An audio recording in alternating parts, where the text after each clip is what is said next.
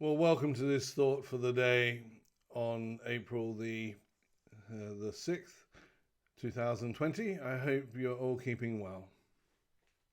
Yesterday, I was having a good chat with a friend of mine, Rebecca. She's the vicar down in North Newport. And we were talking about how this whole time is interesting that it's come as we enter into Easter.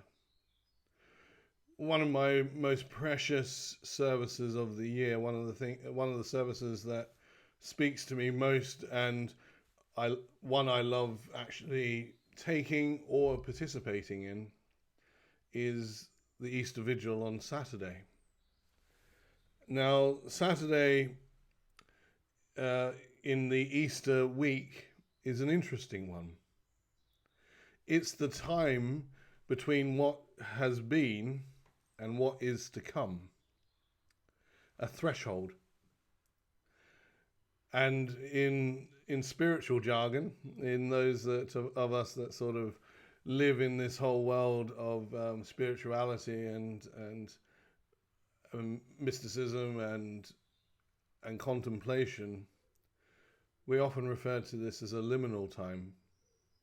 A time between what has been and what is to come. It literally comes from the Latin meaning threshold. So what has been is no more. What is to come is yet to be determined. And I think that really sums up where we are at this moment.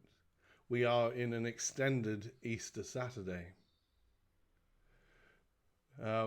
One of my mentors in the faith, although I've never met him, is the Franciscan friar Richard Rohr, and he sums up this liminality, this liminal space, as such, where we are betwixt and between the familiar and the completely unknown. There alone is our old world left behind, while we are not yet sure what the new what the new existence will be. That's a good space where genuine newness can begin. Get there often and stay there as long as you can by whatever means possible. This is the sacred space where the old world is able to fall apart and a bigger world is revealed. If we do not encounter liminal space in our lives, we start idealizing normalcy.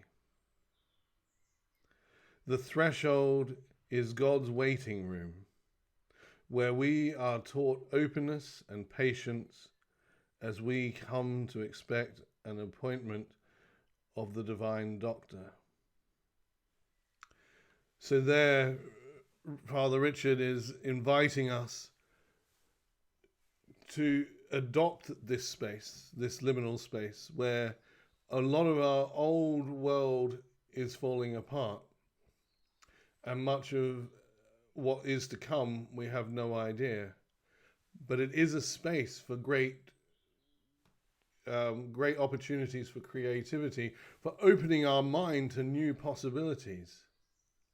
We see this very much in the way that we have come about trying to meet together. I'm doing these thoughts for the day largely because of this new opportunity, of this liminal space. Our churches are meeting via Zoom and live stream and all sorts of other platforms in order to continue to meet together, which is the core. The relationship is the core to our spirituality, yet it has opened us up. It's also helped us identify that what is truly needed in our lives.